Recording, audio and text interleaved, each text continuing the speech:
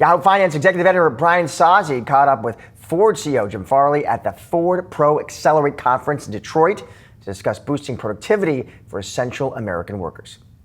Factory workers, construction workers, farmers, all the people that move things, truck drivers, rail workers, and people fix things, plumbers, electricians, HVAC, all the people that basically work for our hands. Think with their hands. Think of like Mike Rowe. All of Mike Rowe's friends. I love Mike Rowe. Yeah. Why is there a shortage of these workers? Well, it's a complicated problem, but there is, let's put it that way, literally 1 million people openings right now.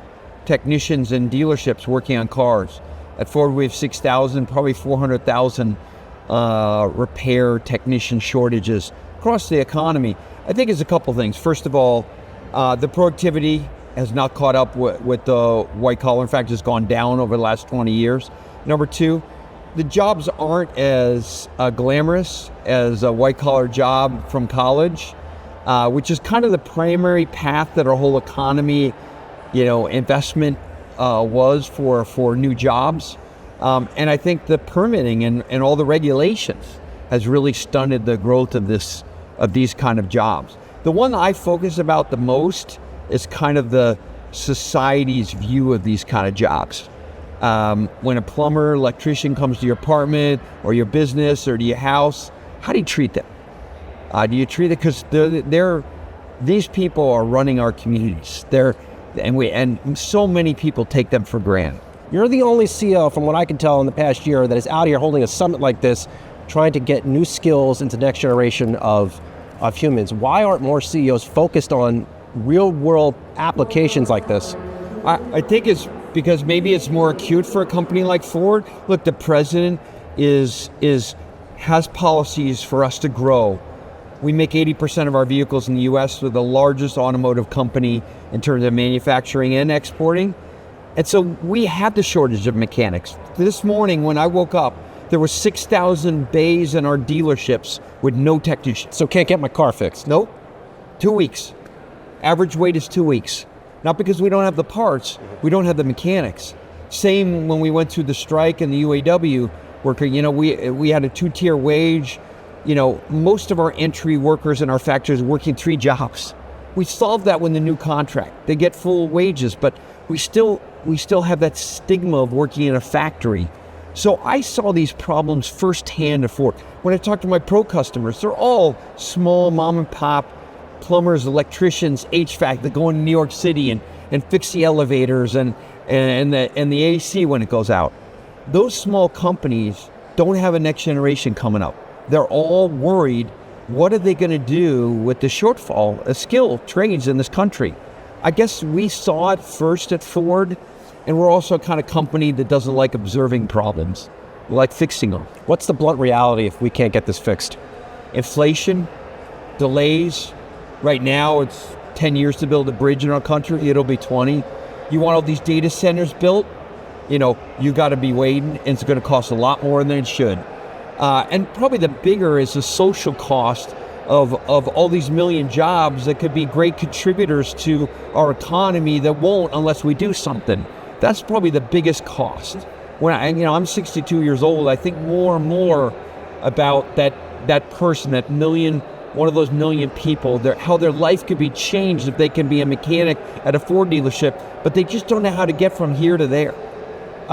President Trump has focused a lot on bringing back manufacturing to the U.S. Yes. Now, on paper, this sounds absolutely amazing. Yes. Well, what if we see that spike in demand and we don't have the workers to satisfy this? Well, that's what's going to happen. That is what is happening right now.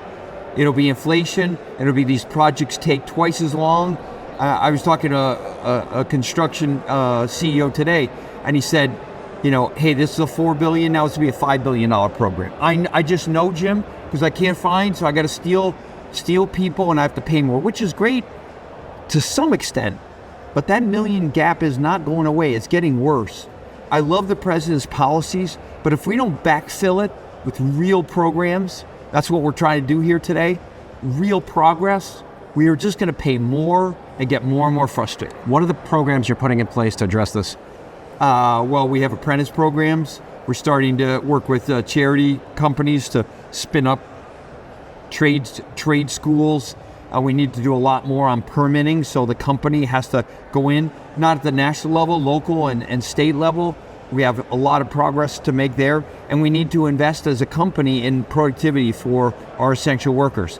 I want my factory workers to catch up and pass my white-collar workers in productivity. That means we got to give them AI tools, and that's going to cost more, but it's the right thing to do.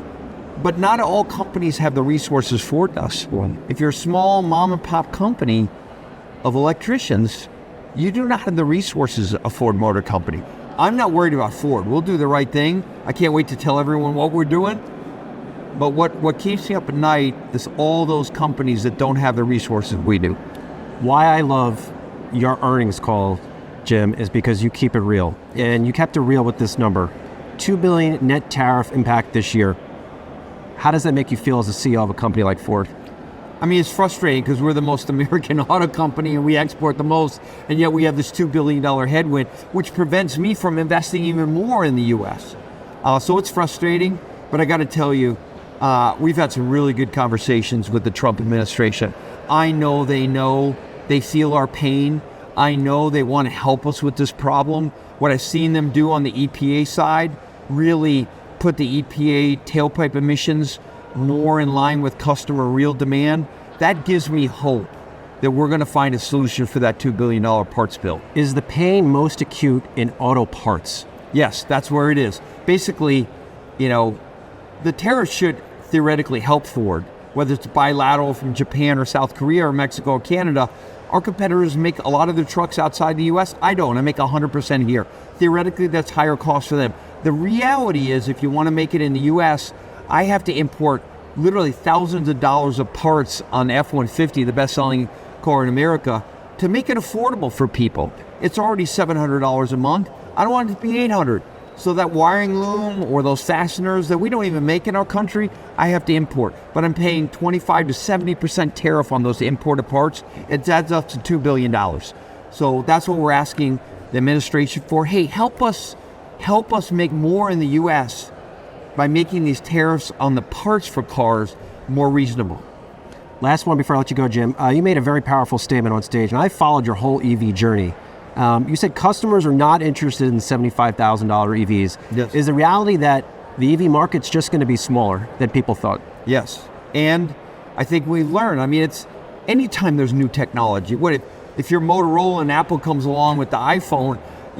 Things changed when technology moves through an industry like electrification or software-defined vehicles are also changing our industry. We've learned. We've been number 2 to Tesla for 3 years, and we learned that people are not willing to pay $30,000 premium for that big battery on a $50,000, $60,000 utility.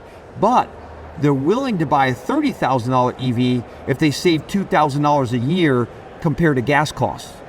So the issue is we had to reload our capital on what we learned, move as fast as we can, and then we got to make sure we're future-proof to BYD. They have full support from the Chinese government.